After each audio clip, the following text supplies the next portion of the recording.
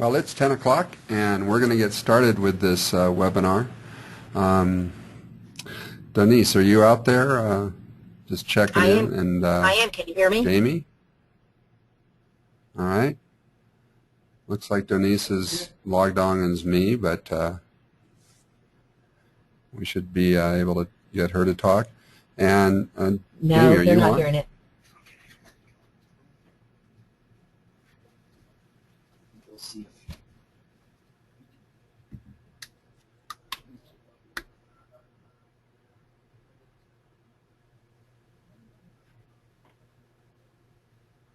All right, well, and if you can double check and let us know that we're coming across okay sound-wise. We're not hearing the speakers at this end. Well, you're using headphones. What are you using for the microphone?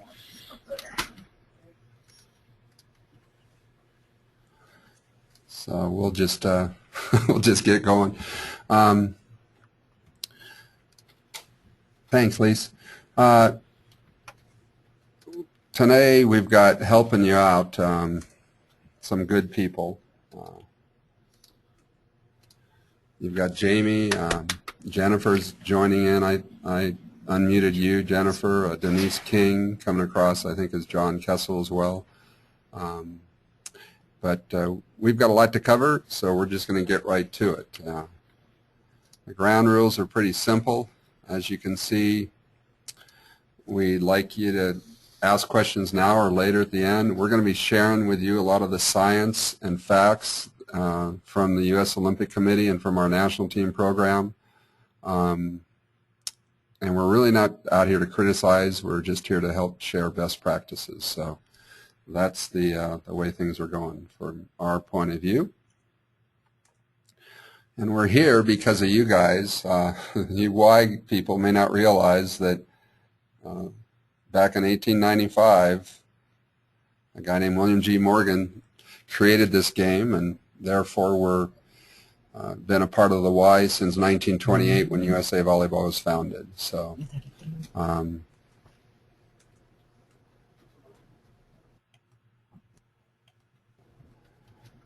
we've got championships for a lot of people, and we just wanted to be, you to be aware, if you're a new staffer, that while we're going to be talking about youth volleyball for primarily the 14 and under today, that this programming is also available to the 75 and over age group, starting at the 35 and over age group all the way up by 5-year increments. And we will have these 45 partners to work with. Hey, John, can you hear me now? At the end, you'll see we're going to be giving you a lot of free resources, too. Here's all the partners that are out there. Set up and run beforehand to make sure we get it. Because Brandon are both looking for Denver right now. And these partners are very much part of our programming, both the 40 regions, and that the grassroots link, you can click on the map and go directly to the commissioner you're going to want to be working with, as well as all the clubs that are there. 5,000 in total. So we want you to start young. That's a pretty important part of this program. And John, can the you hear me upper now? left picture you see is Brazil. Why are they so good in the world? Well, I think the answer is pretty clear. You're looking at kids that are starting really, really young, and if you look at the coaches, they're just letting them play. The picture below that is in Vanuatu, how we set up some courts with just 2x4s made, or not even 2x4s, that's our American version, bamboo and X's, and going forward from there. You know, so we want to just start really young, boys and girls. You Y staffers are great at creating a positive environment. There's no doubt about it. And so whether it's girls like this is one of our Starlings programs, our inner city program, or boys. These are 6-on-6 teams, but they kind of share the spirit. Now, if you haven't figured it out, there's a question and answer, question box and a chat box that you can open up, and you're welcome to type in questions as we move along through here. All right.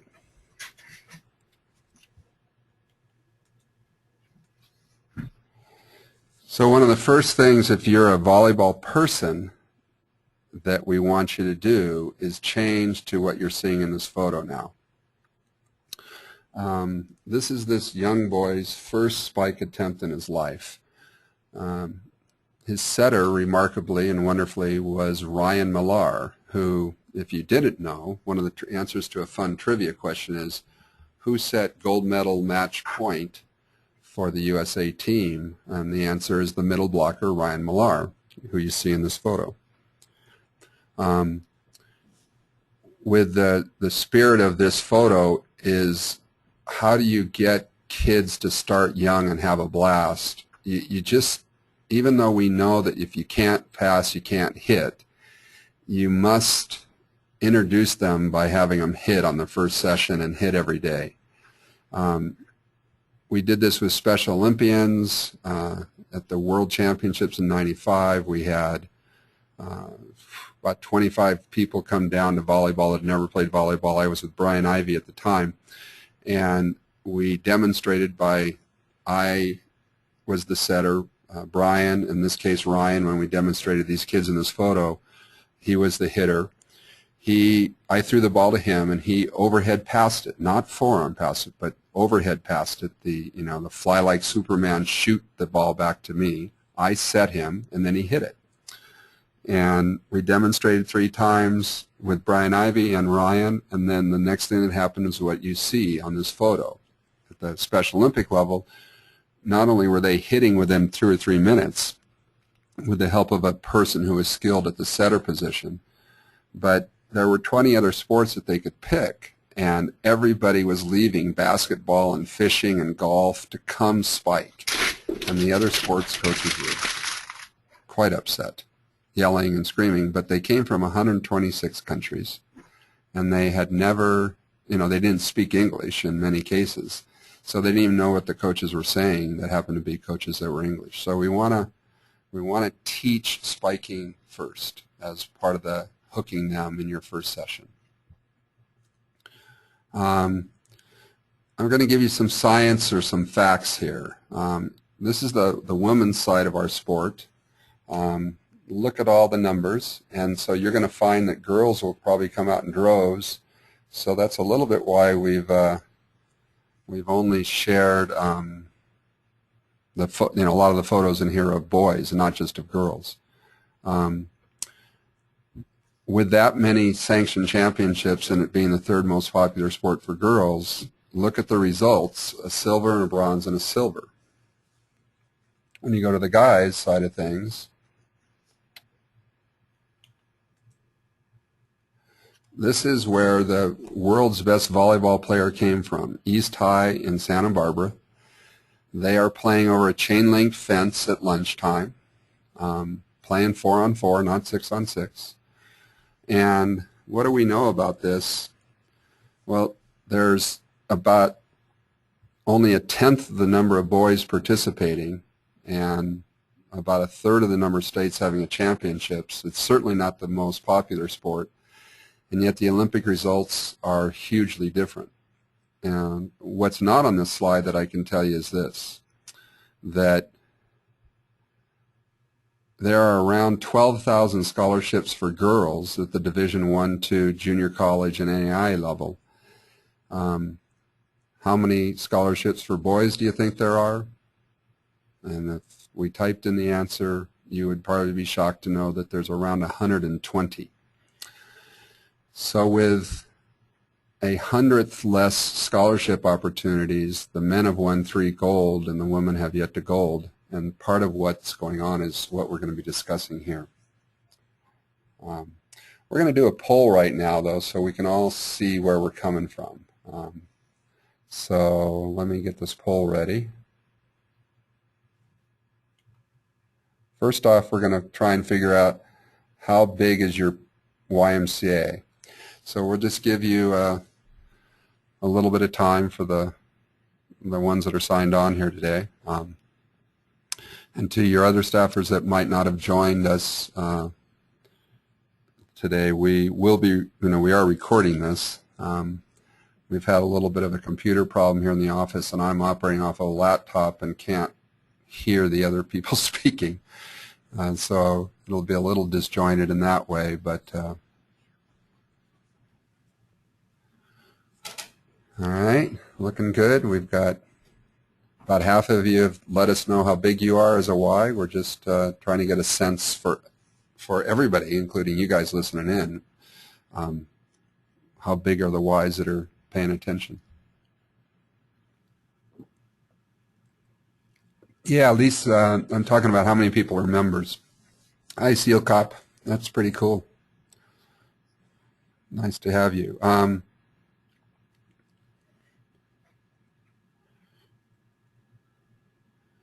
And I think we'll close this poll because you guys have done a good job voting, and let us know what's going on. But here we go with the, so you can see how big your partners are here. And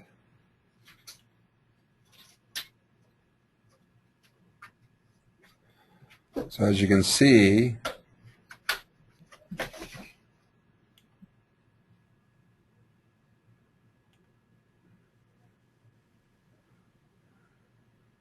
I'm not sure if I see the poll looking right up here, to be honest.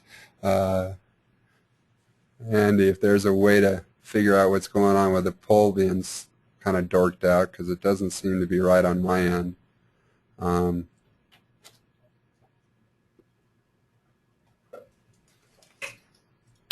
right.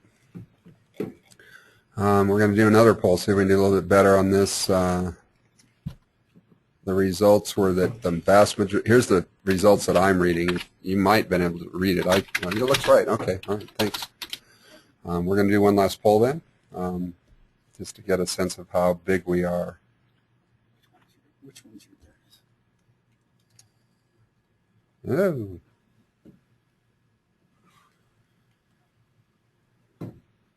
I want to manage polls.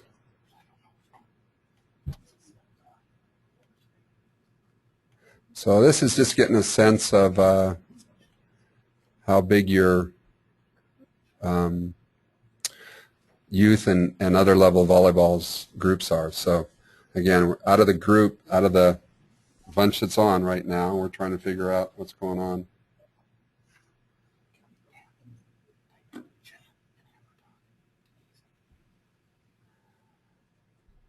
Yeah.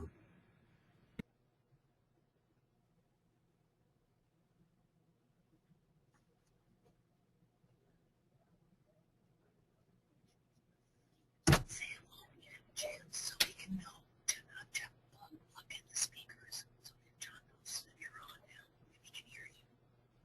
Did you get your phone? Okay. I may text you and stuff too. So I'll say hello and then I'll say, did you hear it? Just stay here. Oh, okay. Because Jeff's. All right. Doing a great job again. Thanks. Let's share with you guys what you're all running, at least the group that's on here. He doesn't know. Go back in. Just text me. Okay. So this is what you should be seeing, that the what we read here is that 65% of you are doing a 12 and under program. That's probably why you're here for this focus on youth. But a lot of you are doing, half of you do middle school, but a third of you have no youth volleyball, and that's why we're here to help.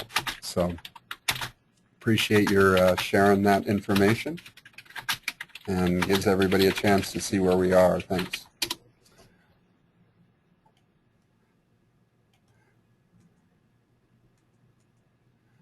All right.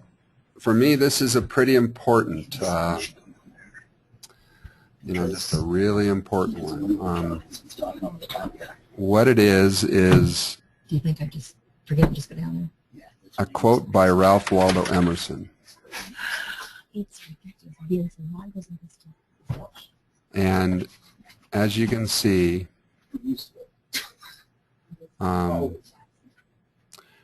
we're going to be talking about principles.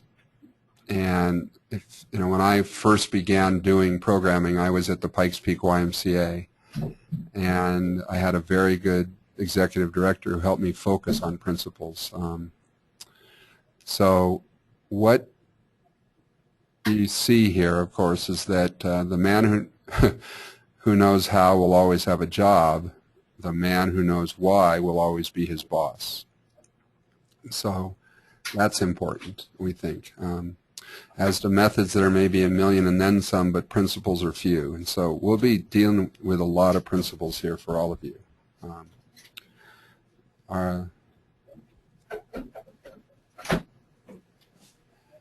And one of the principles is we don't just do volleyball. We like that people do other sports, and you'll see the way we set that up even in our programming for youth volleyball.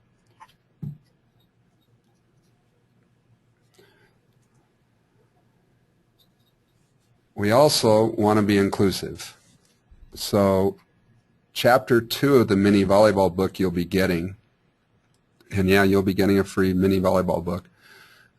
Chapter 2 is on sitting volleyball and disabled volleyball, so you can be more inclusive. And youth volleyball is a great way to get elementary school and middle school and even high school kids. This actually, the photo to the left, is the way you string a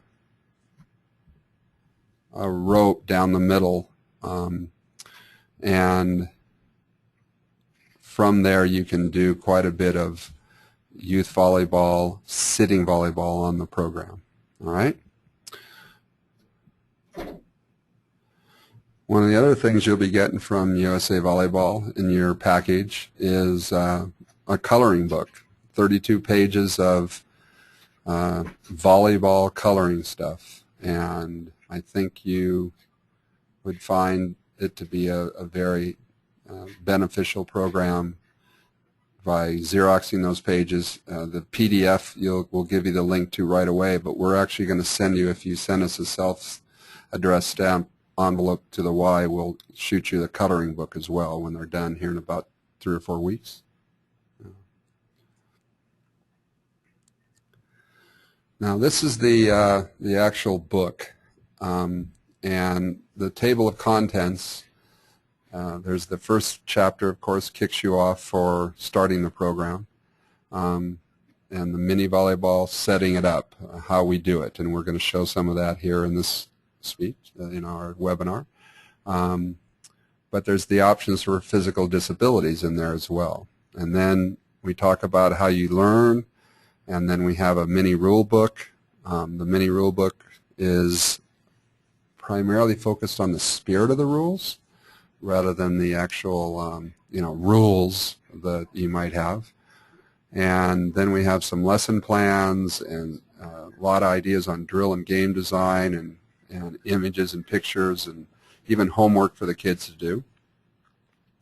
And then the scoring options is a chapter, as you can see, that's several pages, because we want to do a lot of games and just change the scoring options so that they learn how to play the game and don't get stuck in drills. At this younger age level, they're actually going to be doing things like playing hopscotch and playing foursquare as a station in your programming, simply because for the younger and younger kids, that's an important option to get good at, not just volleyball. This is about learning to move and things like that. But some of you may be already doing in other sports for yourselves, but if not, the book explains why we need to do these movement stations and games. And then there's pages, almost 25 pages of games and ideas and cool downs and warm-ups that you can do to add to the program. Then finally there's a history section, and then the 1897 rules as written by William G. Morgan from the YMCA with the help of Spalding back then.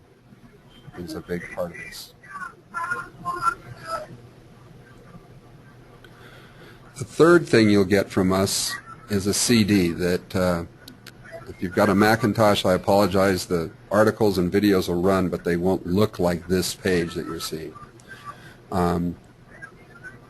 It's a special version of our resource CD. It has 15 videos that you can show the kids of youth. If we were not doing this webinar, on GoToWebinar, we could probably show you a video or two, but our pipeline's kind of narrow. So there's videos, there's animated drills, there's just a ton of stuff for players, information on the skills, and the mini volleyball book, and we'll send you this CD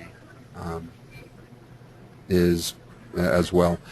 Now, yeah, I guess there's somebody, I'm seeing that somebody's hearing people talking, so let me go to the attendee list and see. I'm going to mute all, and hopefully that'll solve the problem. Thanks, Diana, for hopefully, let me know if that solved the problem. I just muted everybody because somebody must have been not realized. Denise is here now if you want to talk to Denise. We're all based in this one place. All right. Thanks for the heads up on that, since I'm not hearing speakers myself. So this slide is an actual front or page 2 to a CD that has all these videos, drills, a ton of posters that you can put up that are free. You can print up. We don't actually send you the poster, you print it yourself, but there's almost 100 posters that will be available very soon. We'll show you one of them later on in our webinar.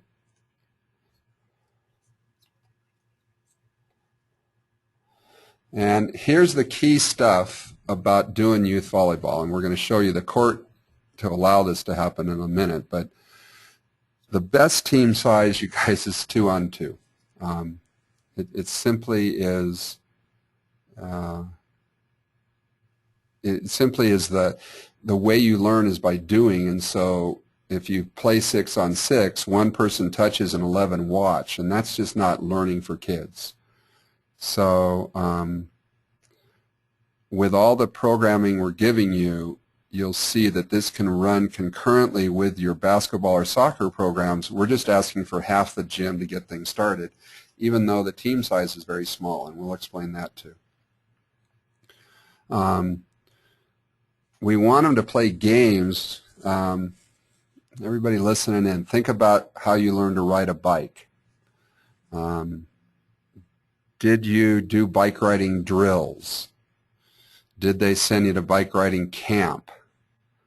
Did they hire a bike riding coach for your mom and dad, a bike riding coach?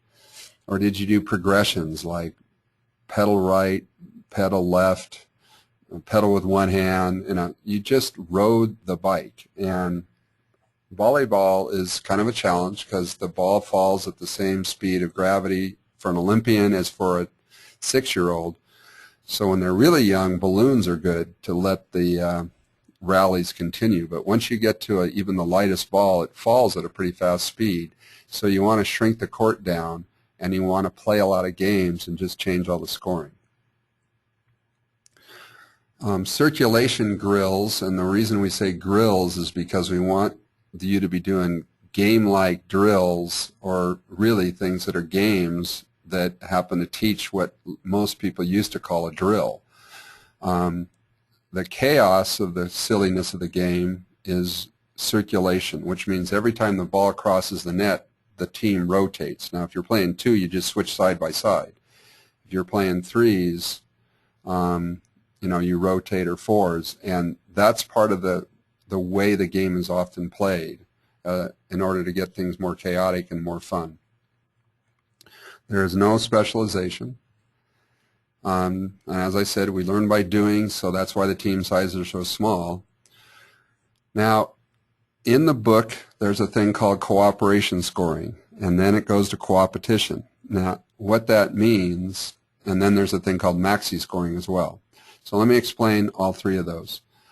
Cooperation scoring is where you and the other team on the other side work to see how many rallies you can keep the ball in the air crossing the net.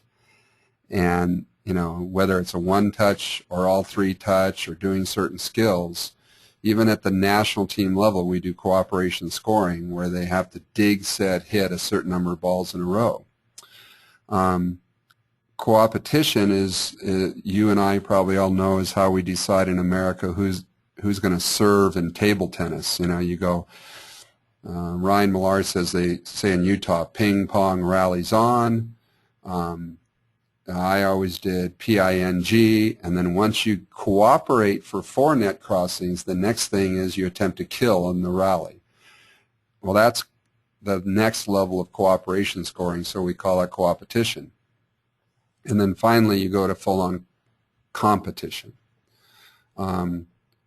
The maxi scoring is this, and this is an important one for the younger first 3 to 4 months kids. And it's in the book. It takes about 2 pages to explain in full detail what I'm going to speak about here now. What we do is every point, you play 1 game to 25, so it's always finishing pretty accurately in a certain amount of time, around a half hour, 25 minutes. You play 1 game to 25 points where the serve is the first part of the point, and then side A gets to throw, set, hit, throw to a partner who passes it back, then they set it and hit it, and then side B gets to do the same thing. At the end of those 3 things that they've gotten good at, serving and pass, set, hitting, with the ball on their side, somebody has got at least 2 out of 3 of those points. They may have gotten all 3, but whether they get 2 out of the 3 or all 3, they get that point and either continue to serve or have to rotate. So if you've coached at this level, you know that the game, when they start to play, whether it's 6-on-6 or not, is basically air, ace, air, air, air, ace, air, ace, ace, air, rally by 1 touch, and then air, ace, air, air, ace. Maxi scoring by giving the ball thrown where they practice this every day, like the picture of Ryan, pass, set, hit, gets the kids to actually learn to play volleyball. And once they get good enough, they don't need to do this, but this is what we do for the kids first. The research shows that this helps develop everything, tactics and fundamentals, much, much better. So here's maybe the most important slide for your why. If I were to come to your why, this is what I would be doing to your why. First off, we'd be going underneath the side baskets. You probably have 6, and we'd be tying up an eye bolt or a ring, D-ring like this because it happened to be wood, up by the crank of your side basket, and we'd put another one on the floor, and then we'll tie a rope to that, straight up and down. And that rope is your standard. Then you go lengthwise, as you see in the rule book pictures here, 4 courts or 3 courts or 2 courts with either rope, which is fine. Second choice that's not in the programming here, but we speak about it in the book, is a ribbon. So you can just, on that rope that you see that's yellow, string a 2-inch wide ribbon. I just bought a whole bunch at Costco this week. $7.85 for 50 yards of Cortland 2-inch wide ribbon, white. And that's your net at a very low cost. Or you actually, on this rope that is now twice as long as a normal court, therefore you can put 2 nets up on the single rope so you can set this up. Now, we also cut the net in half so that each kid sees their net for the little kid program. We go out and buy the $15 to $20 nets at Walmart, and we cut them in half and finish off the edge with duct tape so they don't unfurl. We're actually, for you guys, just so you know, we're working with Caron Net in the next couple of weeks, and I expect to see for under $100 a whole 4-net system put together that they're putting together with finished nets on the edges, so they'll look really sharp for, like I said, under $100. More like in the $90 range is what it looks like it's going to be. Lauren, I don't have your mailing address. What it is that for you to get the material, we're going to want you to send us a stamped with $2.50 stamp on it, a self-addressed back to you envelope, mail it to us, and we'll put everything in it and send it back to you. We will be sharing the mini volleyball book as a PDF as an email at the end. So you can download, as soon as this session's over, you'll be able to download the book in Spanish or English, download the coloring book, and the only thing that, and most of the material that's on the website of the Grassroots button that we shared at the beginning is where you can get a lot of the things other than the videos. Patty just let me know that the envelope needs to be one of those like 10 by 13 things, you know, because we're going to put 2 books in it. They're 8.5 by 11, so not quite the small one that would fit just the paper, but a little bit larger. All right, so the picture to the left, or I'm sorry, the picture to the right is of PVC pipe, which if you can't drill into the wall, as we've done here in the picture, you create these 2 PVC hooks that have the extenders that go down, and you hook that up over the basket against the backboard, pulling, you know, against it, so that you can hook your mini ropes down the middle of the net without anchoring to the wall. So that's the other idea. It costs a little bit more money with the PVC is all. So this is a pretty important page, which then allows you to go to next, getting balls that don't need to travel full court per se, these first touch balls. You can get them through Volley Hut and through some of the Molten dealers at $10 each. There's 3 weights, 70 gram, 140 gram, and 2 10 gram. Personally, I think the number 1 weight is the 140 gram. And to give you a sense of how does that weigh, a normal ball is twice that, about 280 grams. And the 12 and under ball that you see at the bottom, the VBU-12, the Volley Light by Tachikara, they all have different names, or the Light Touch, which is a less expensive version of it by Molten. Those weigh 240 grams. So I don't tend to buy the 70-gram ball except to give to my niece and nephew and grandkids that want to play indoors around the house without destroying the house. I use the 140 for a lot of the small kid ball, no pain whatsoever. And then I buy the Light Touch because you can get that for around $17 versus the nice Molten VBU-12 is more in the $30 range. So we like getting these balls, and the website where all the information is usavolleyball.org, John. And then you just go to the Grassroots button to see a lot of this material. But we will be sending you a specific email this afternoon, so you can download the coloring book right away if you wanted to get started, and don't wait until we mail it to you in September. And same for the book. So these balls are part of the youth volleyball programming, and the 140 and the Light Touch are my 2 favorites, lighter volleyballs. So what we really want you to do is set up lots of smaller courts. Now, one of the links we're going to give you is to a Spanish production I did for Puerto Rico about 10 years ago called Aprendamos Voleibol Mediante Juegos, which is learning volleyball through games. And if you have ever seen the Puerto Ricans play, you know that they play at a very high level, partly because of this video that we did, which was given to every school as a project through Delta Airlines and Blockbuster at the time. So you can watch that video. It'll be in Spanish, but you're going to see a concrete court, and on it you'll see the rope nets that we've shown, and we'll show again, and sidewalk chalk lines on this basketball court, and 10 courts set up on it, as you see in this picture.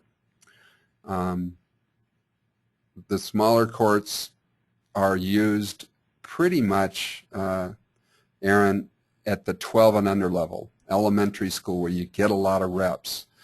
Because middle school is often competing 6-on-6, or you have to get ready for 6-on-6, even our national team, this is an important point, even our national team plays 3-on-3 for almost a third to 25% of practice, depending on where they are in the season. Because you get competitive over-the-net game-like reading and contacts. So the national team plays 3-on-3 a lot. College teams like BYU do. We play speedball a ton with the programs that I run, which is 2-on-2 and 3-on-3.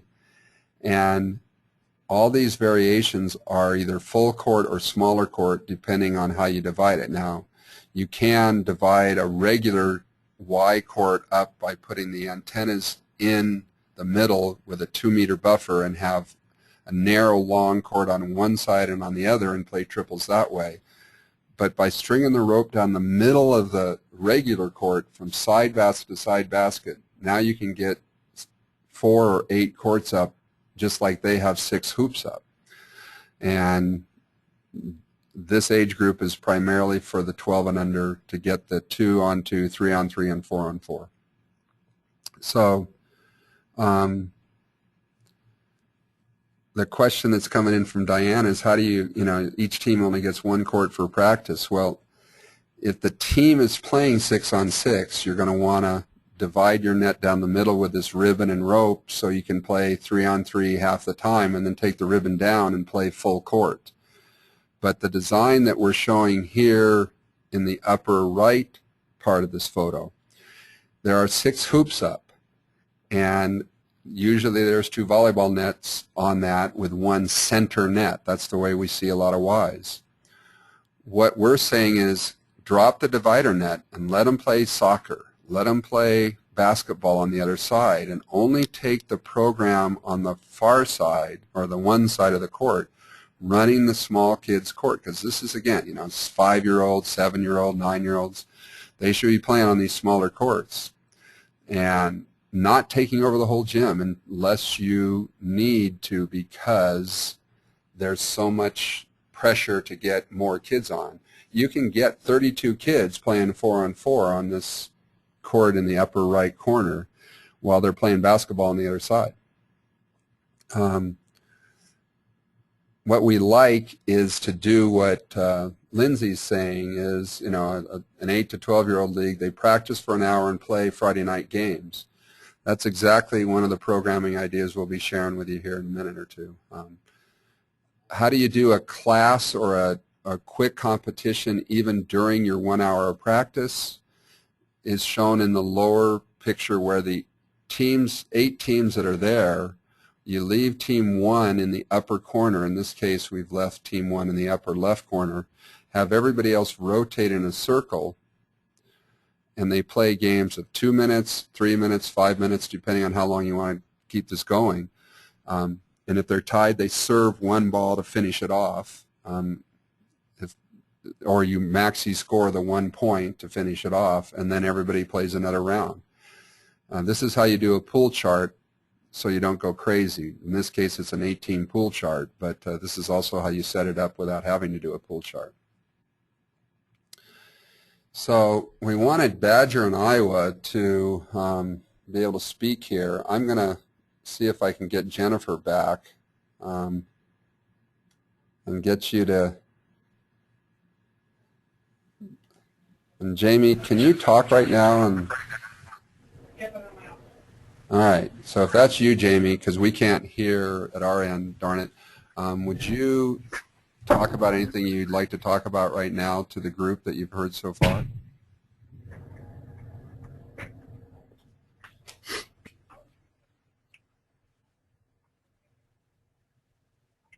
I don't know, Jamie, I don't know. Welcome to GoToWebinar, web events made easy.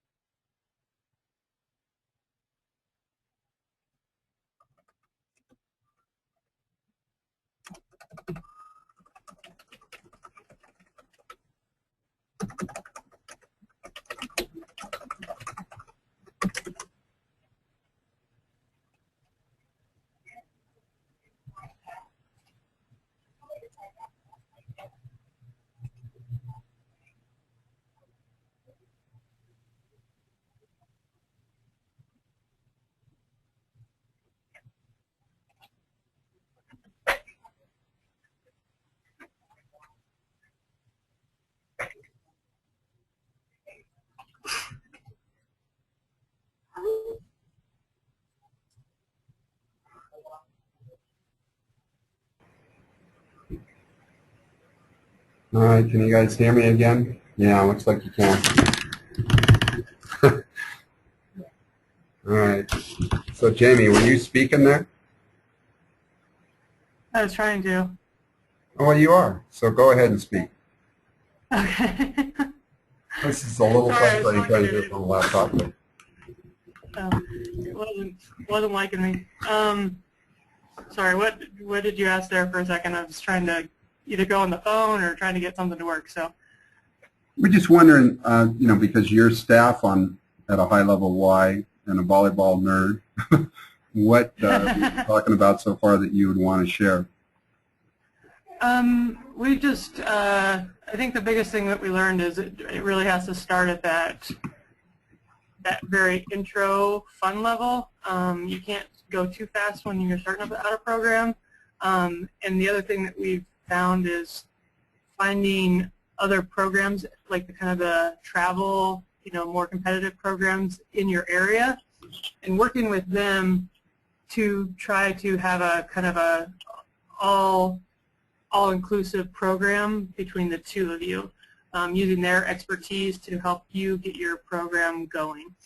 We have one competitive program here in town that between the two of us we're really hoping to grow the sport, and I think if you have multiple organizations working together, you kind of can move that quicker than if you're just doing it on your own, because you can kind of find out what that organization needs from the growth in the sport and what, you know, the areas of focus that they see and they know that need to happen. So just working together with other organizations. Yeah, and we'll cover some of that here towards the end, because that is a really important sort of win-win thing going on.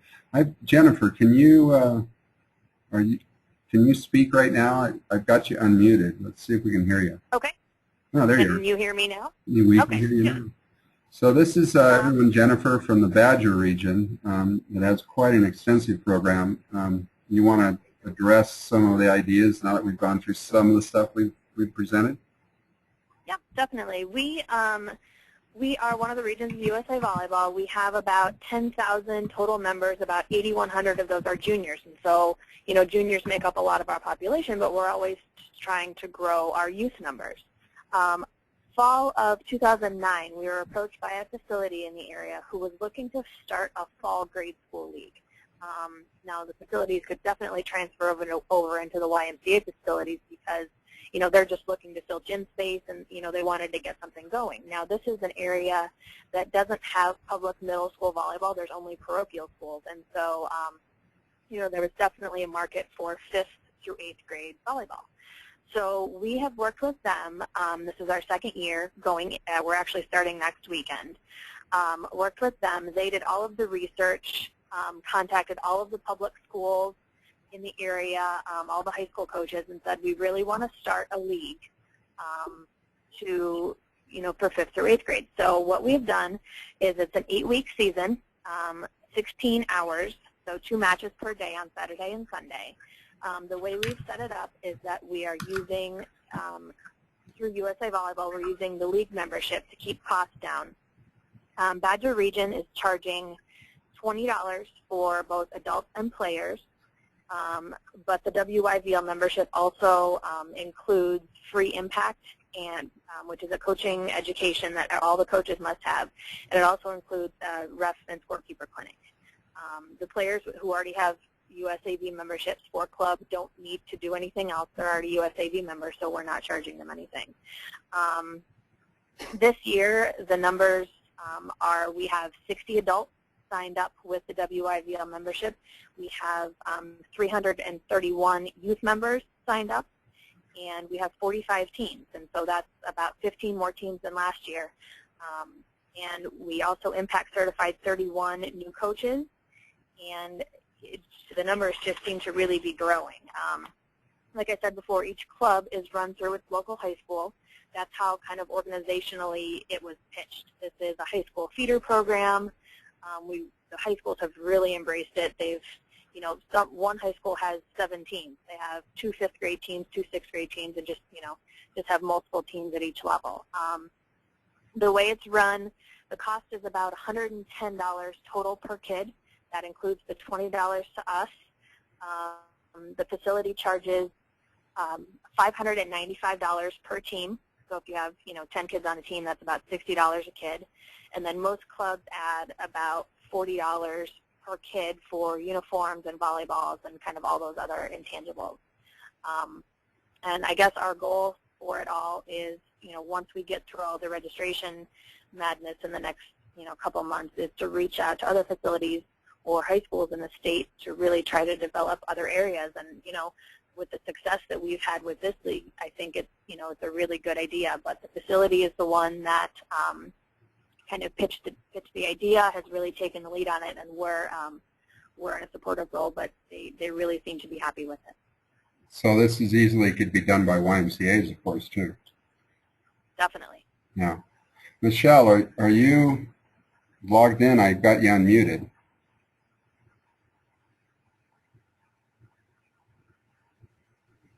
Well, I'm not hearing Michelle, so we'll just move on, I think, from what we're looking for here, which is, I know you're here, Michelle, I just can't hear you talking for some reason. A lot of these things tie into this when we said junior clubs. Here's the deal. You'll be a better player if you teach. You be a better player if you coach. So about 3 years ago, my daughter won the Junior Olympic bronze medal in the 13 and under division. But in the process, if you'd come to watch us in the after high school season leading up to the club season, you would have seen us putting the rope and the ribbon down the middle of our court, and a bunch of little kids coming over on Tuesday for the 1 hour, like some of you have done in your Y program. And the coaches was my daughter's team every other Tuesday, and then the 14-unders did the every other Tuesday.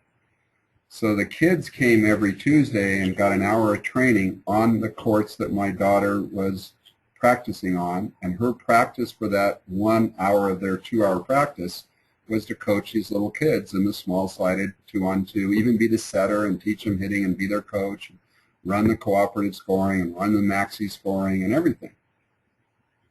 Well, a lot of these clubs out there are looking for facilities to you Y guys, and if you can create a partnership with them where they pay a Y membership and increase your numbers, and they can practice a couple hours, from 4 to 6, which is a really good time for them to be practicing. And one of those hours from 4 to 5 would be little kid volleyball that they're sharing. You can create this, lots of coaches, all that don't need to be background checked and still run a USAV sanctioned program, because the kids that are under 18 don't need to be background checked, and yet they're coaching all 8 of these little courts, because there's usually 9 to 11 or 12 kids on a team.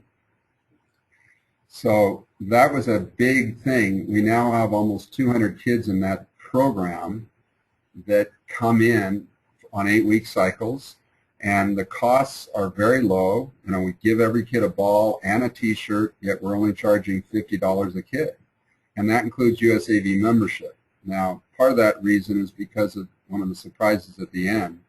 I guess I'll unload it now and let you know. All USA Volleyball members who are 8 and unders, with full insurance included, are free in the vast majority of the regions that you would be working with. Not every region doesn't, mind you, but the program is there for those that want to do it with the 8 and unders. You can run the entire 8 and under league through USA Volleyball free. And that's a little bit of a misnomer, free.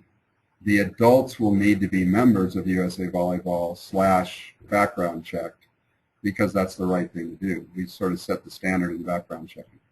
But if you do it through the club, oh, it's wonderful, because they have the facility and they use part of their time to help coach your kids in the program.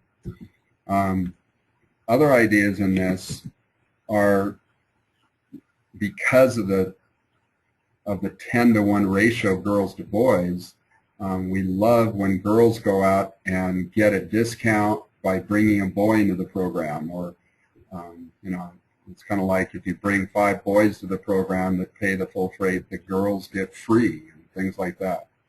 So it's a way to get the kids out there. And of course, just having a play day where they get a chance to play. We're going to be doing on the 28th of August here with the Cub Scouts. We've got 154 kids, I guess, or no, 128 kids, 154 certificates waiting to give to them, where they're going to have a play day where they learn the game, spike volleyballs, serve, and play. And they just do a one-day thing, and then you offer the league afterwards. So these Cub Scouts are always looking for places to come play, too. So Ys can reach out to them. And, of course, just creating an in-house Y program that you then expand to compete against the other Ys as part of the fun is something that has been very successful as well. So expanding from there. All right. What is the most important skill in our sport? Those of you that are actually running these programs, since 2/3 of you are, the most important skill in everything that we do is reading the play. So the reason we're stringing up ropes, the reason we're putting up small nets, is to not practice in front of the net, but to play over the net, which is how the game is played. It just so happens that every serve has to go over the net, and every third hit has to go over the net. But a lot of us then use the wall and spike down against the wall, rather than putting up, as you'll see in the book, a stripe up on the wall that's the height of the net. 7'4"1/4" is fine for even little kids. That's the regulation girls' height. You can lower it for younger kids, but that's an option. And hitting over the stripe on the wall. That's what you want to get good at, is hitting the third hit over the net, not into the net. So what is this reading about? Those of you that are actually coaching already, it's so important to play over the net that when I ask Misty May, Stacy Sikora, Laura Davis, all the Eric Sullivan and Lamborn, all our liberos, the following question: what % of your success at serve receiving the ball to the setter, which is how you get a rally started in little kid volleyball and a rally started in Olympic volleyball? You got to receive the serve, not pass, but receive the serve. What % happens before the ball crosses the net? And you know what their answer was? 80% on float serves and 90 to 95% on jump serves. Even Misty, for me to pass the ball to Carrie, 85%, she said, of her success at passing the serve to Carrie was happening before the ball came over the net. But our tradition is we run in and we play in front of the net rather than playing over the net. So part of the reason you're doing these 2-on-2 and 3-on-3 games is because we want to get small sides learning to play over the net and see the ball and read, which is the most important skill in the sport. There's also some myths, what we call the myth of perfection technically and volleyball contact time. So this will be kind of interesting, I think, to all of you today. In the myth of technical perfection, what kids can do without the ball, they can usually be very technically perfect, and therefore they know the skill. I can get about a 3-year-old to show how to pass a ball without a volleyball, what their back should look like and what their arm should look like. But when they go to play, they never look like that, partly because of the previous slide. They don't read well enough. The ball travels too fast. Their processing and reading and spatial orientation at the very young level is not good enough, so that they're not in the right place at the right time to look right. So they have a choice. Look right technically and miss the ball completely, or attempt to touch the ball and look technically wrong. Most inexperienced and even traditional coaches then start to talk about the technical problem, when in reality it was that they just weren't at the right place at the right time. So I know some of you have played this game and maybe been coached. So for all of you doing that, whether you're starting a program or not, I'll use this example of the concept of reaching when you hit. When you see a young player spike the ball down by their ear and not at full extension like they want to, most coaches and teachers say reach, extend, get on top of the ball, get your elbow up, or the negative coaches say don't drop your elbow. And what we'd like you to be aware of, that we teach this in Impact and stuff that Jennifer was talking about at much greater length than today, although some of this is on the webinars we'll be sharing with you free of charge, is that it's not about reaching, it's not about extending. If you ask first for them to show you without the ball what it should look like, which is not full extension, full extension is what they should look like, then they know the technique. They just can't do it at the right place in the right time, because the reason they're hitting the ball down by their ear is because they're early or late. And the answer is they're late. So if they swung their arms sooner, or they ran in and jumped sooner and faster, or they swung their arm faster, where will the ball be? And of course the answer is higher, and therefore they'll reach, because they're attempting to put their hand on the ball where it is. So this is pretty important stuff, we think, to get you to try your programs to successful science. And it's about reading and anticipation. How this applies is there's a lot of people that say, well, gosh, most of the time in volleyball, 80% of the time you're not touching the ball. Well, here's the actual numbers. When you hit a ball, you touch the ball 1/100th of a second. When you serve it, it's 5/100ths. When you pass it, it's 5/100ths. And when you set it, it's 1/10 of a second. The average American touched the ball in the Olympic game per set 17 times. When you add that all up, from the beginning of the Olympic Games to the end of the Olympic Games, the average American silver and gold medal winner touched the ball 27.4 seconds total in competition. That's not much. So getting to the right place at the right time is really, really important. And we need to make sure to do that. Tied into that, therefore, is some of the other programming ideas.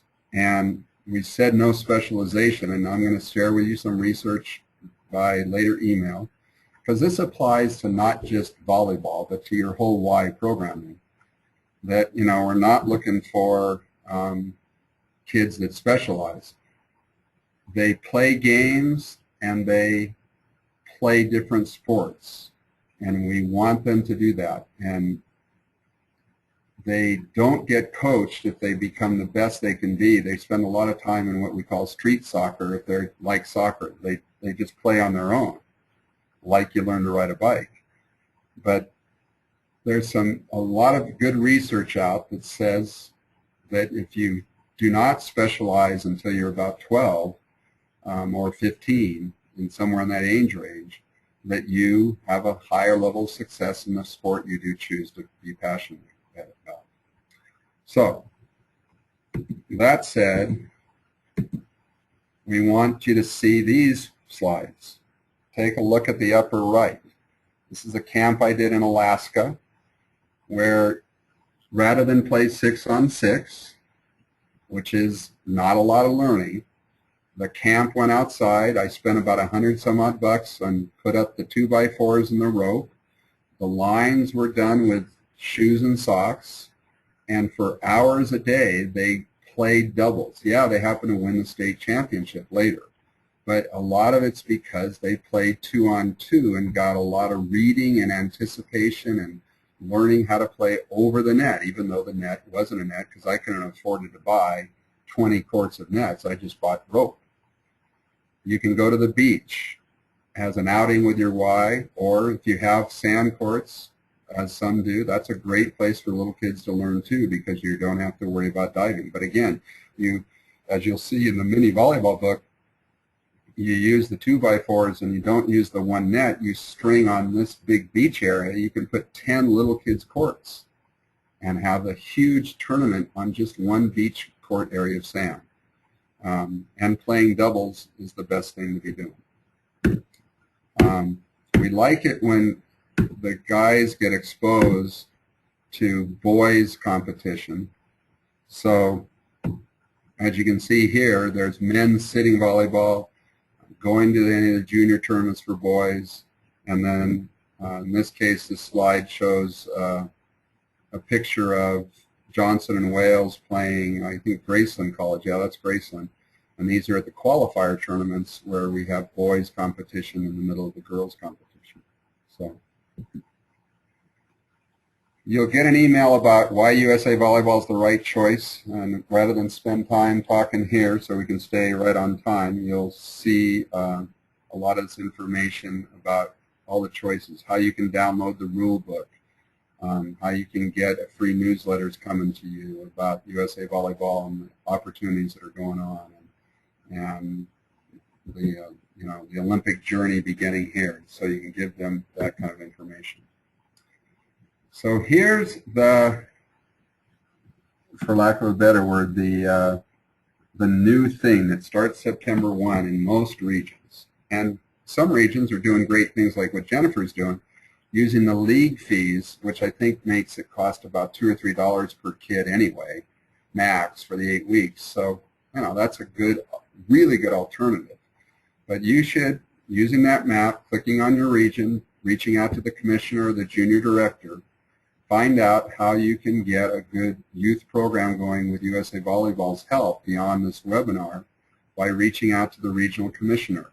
And you will find that many of you will reach out and find out that they've got a free 8 and under membership. And for the 11 and under, what we call under 12s, their annual membership is at $15 or even $10. So that when you do an 8-week league, the first time this fee might be in there, but the second and third time it isn't. Even though everybody's covered, you don't need to sign them up until the next year. So you can run we run on average of 4 leagues for each kid. So the cost of joining USA Volleyball, getting the membership, getting the magazine, getting, if the region gives that, getting the full insurance each time they play in a sanctioned competition, averages out to very low cost as part of it, and a lot of expertise in helping you, especially when you work with a junior club. So most junior volleyball clubs would love to partner with a Y to create a place to compete and train while teaching all the youth that you have, for sure. I'm not sure. Somebody's questioned in here, so I'm going to see who this is. Oh, Michelle. Okay. So Michelle's, since her mic's not working, the Iowa region runs leagues for the elementary school level in a lot of communities with the league membership. This is because the 8 and under membership didn't even exist, and do these training through clubs. And they've done some Ys here. Should just contact their region and help them set up the leagues and work in conjunction. So, yep, we're on the same page for sure. John Sample writes in, if you get a chance, Google John Sample Volley Tots, and you can see a lot of the great stuff he's done. The players registered in the under 12 membership, can they still play in normal USAV tournaments or national tournaments? John, no, it's our understanding that this is for int region only. it's up to the region if that 8 and under can play in the tournaments in that region, but it isn't for the national tournaments. It's for the 4-on-4, 3-on-3, 2-on-2 volley type thing that you've done. This membership that's 8 and under, or the under 11, which is a maximum of 15. Some regions might charge 20, but then they're doing a full membership situation. The idea, John, that we've shared with some of our regions that you might want to know, and the whys too, if you've got some 12-year-olds, they need to be a full member, but regions that create a 12 and under membership can do it at a lot lower price and use the money that they're getting from the $10 and $15 memberships to offset the cost of the 12-year-olds, so that the entire elementary school could be at a $15 range. There, those 12s would actually be full members, according to the national office. But the region always has first right to decide the memberships in their state or their part of the state or their multi-state, and you need to check with the commissioner to find out how best to get a young kid program going to the regions. Kevin's got his 11 and under at 15 in the North Carolina region, for those of you that are there. So obviously they work out, and as we've been saying, for the 12s, it's a full membership, and it depends on how the region cuts that, whether they charge you a higher amount or whether they keep it at an elementary school level and keep the costs low.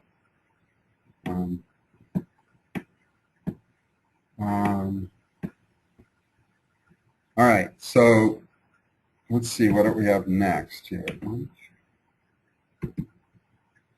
So here's the people you can network with as we get ready to finish this up for some Q&A time. You know, for sure, facility owners like the Ys, or outreach to gyms that have situations.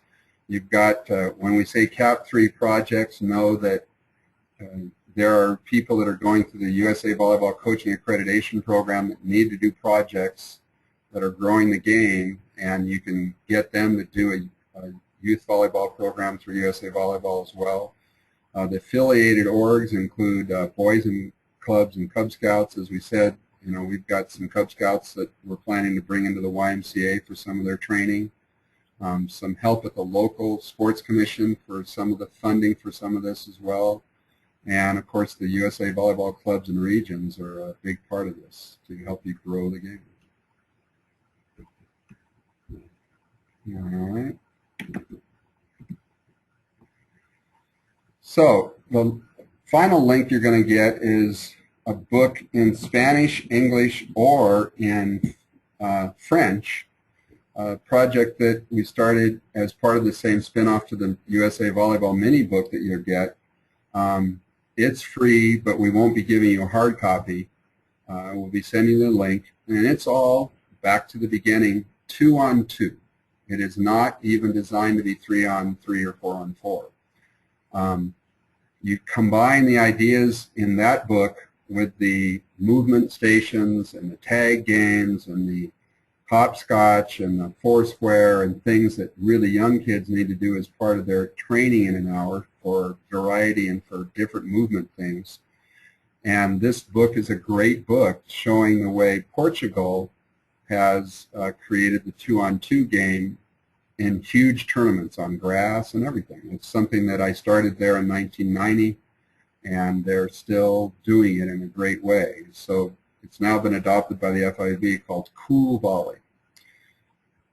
Send USA Volleyball this 9x13, actually, according to 9.5 or 10x13 envelope, and we'll give you the mini volleyball book, the coloring book, and the CD, all free of charge in September.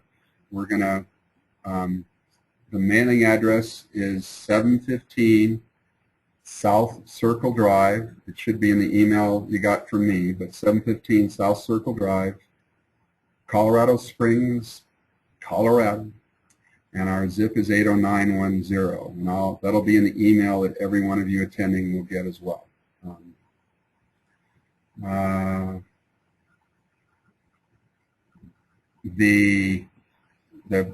John says he just got back from Brazil, of course, is a great place, and that's John Sample works with the JVA and gets a chance to get out and about, so make sure you, like I said, that you Google John Sample and Volley Tots and what he's doing. Patty's asking a question here. Let me just get you to the last slide. So this is Q&A time, and they're coming in, so I'm going to be answering them. Can the Y membership fee be reduced or waived for USAV memberships when developing partnerships is with one another as to mention, or is it a must for all who use the facilities? I don't know. Jamie, you out there still? Can a Y waive or reduce fees for this kind of partnership program? That would be up to the individual Ys on how they want to price their program and how they want to kind of promote that and work out the fees that way. So it's definitely up to the individual Y on how to do that. Yeah, that's a lot like our regions, I'm sure. They got to do what they want to do. Yeah, there's no pricing set by Ys as a whole. Yeah. Okay, hope that answered it. Other questions coming in? This is sort of your Q&A time as we wind down. Jason asks, how many Ys are currently partnered with USA Volleyball? Well, that isn't something we've tracked. It could be something we could track. I just know that here in this town, I began my volleyball at a Y, representing Pikes Peak Y, and I continue to be, my son is a Y member as we speak before he goes off to play college. So, Eric asked, do you run your leagues 4-on-4 or 6v6? What we're advocating because of the learning is 4-on-4, 3-on-3, or even these young kids 2-on-2.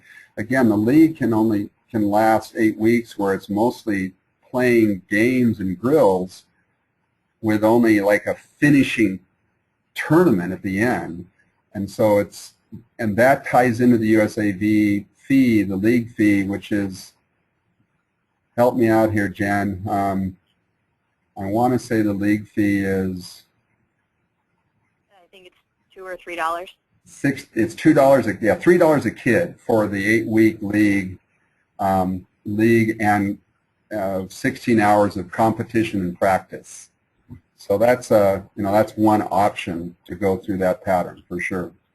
But I'm just going to go on record strongly encouraging, if you're doing 12 and under, especially when you get down to the 10 and under, that you're simply not doing 6-on-6, that you're playing 2, 3, and 4-person league teams or teams, and that's how they're playing across these smaller nets on the all over the gym and the smaller courts.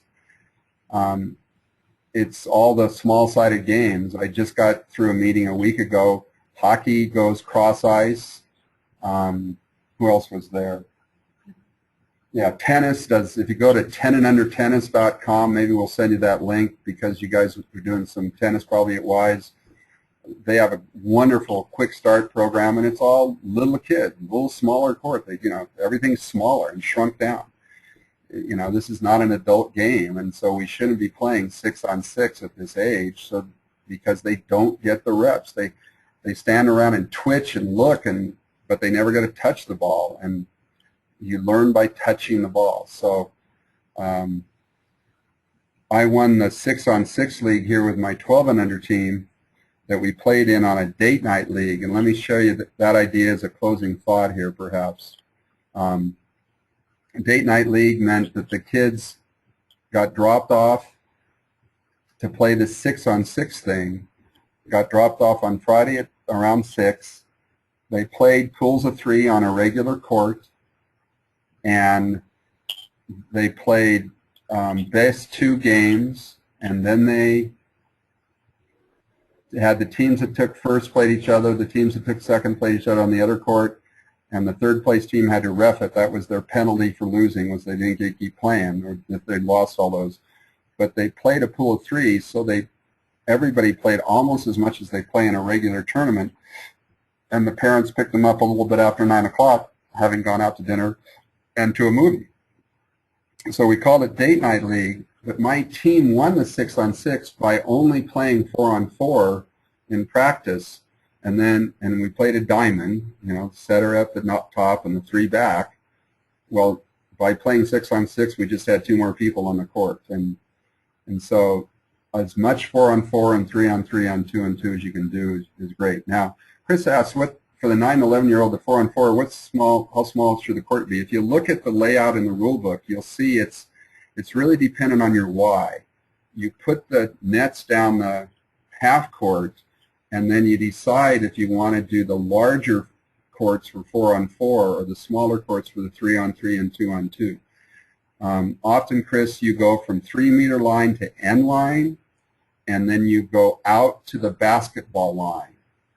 Right? So if it should make sense, so that if you go down the middle of your regular court, you go 3-meter line to end line, and then to the basketball line or the center line on the other time, and that's the size of your 4-on-4 court. But of course, you're putting 2, like the rule book shows, on the net there. Brazil, as you see in the diagram, that's actually from the Brazil stuff I was doing with Nelson Santos.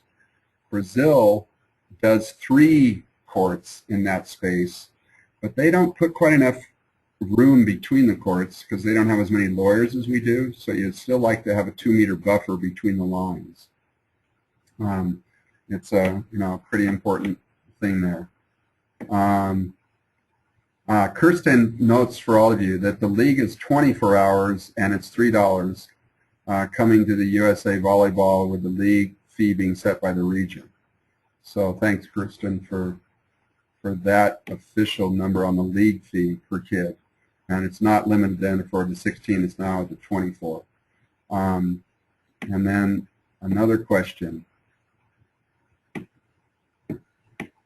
From Victoria, other benefits to being part of USA Volleyball. You'll see that in the YUSAV, but your kids all get secondary accident insurance during practice and any competitions that they do. We're finding a lot of kids' parents not able to afford health insurance, and so the policy kicks in as a primary policy up to with a $1,000 deductible, but up to $25,000 of health insurance above that. Or sport accident, I should say, not health. It's not about appendicitis. But if a kid gets hurt, we've got a pretty good protection policy in the insurance, things like that. And then we also have some special deals on coach education for your Ys and that we do online. And the manuals do have directions on the information on how to get accredited will be in there. It's actually going to be next. So let's go to that. This is where my blog is, which has a lot of secrets. You can email your Y staffer, Jamie, at jamie.holstein@YMCA-BV, as in bouldervalley.org. We're all first name dot last name at usav.org. So john.kessel@usav.org. And this is where you can get some accreditation and go to the CAP area if you want to get your coaches accredited, both in impact and things like that. So look for the email coming out a little bit later. I see it as a little bit past time, so I want to, if there's any other questions for all of you that are out there, type them in now. Otherwise, we're going to close the recording and say thanks for attending.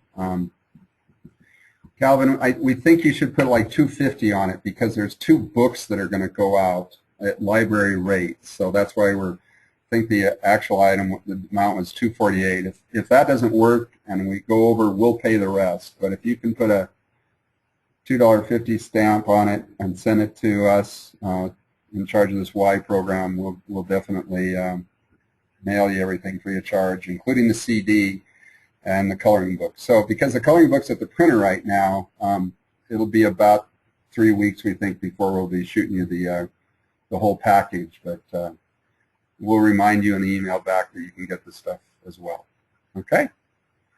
Remember, Google John Sample at volleytots.org and go to we'll send you the link to the region map in your email as well. So click here to talk to your regional commissioner, and I'll send you the map that you can click on the map and find the regional commissioner. This is all under the blog, called Growing the Game Together blog, or you can go to the grassroots button and get quite a bit of information. The videos, the only way we can get them to you is in the CD, so we'll send you the videos, of course, free of charge, and all the posters that are on there, and the sitting volleyball ideas and beach volleyball ideas. It's all in this one resource CD, so you'll get a lot to help you with the adults as well. Everybody, hey, it's 5 minutes over. It's time to call it quits. Get on to your real job. Thanks for helping us grow the game, you YMCA founding members, and we'll be in touch. Thanks, everybody.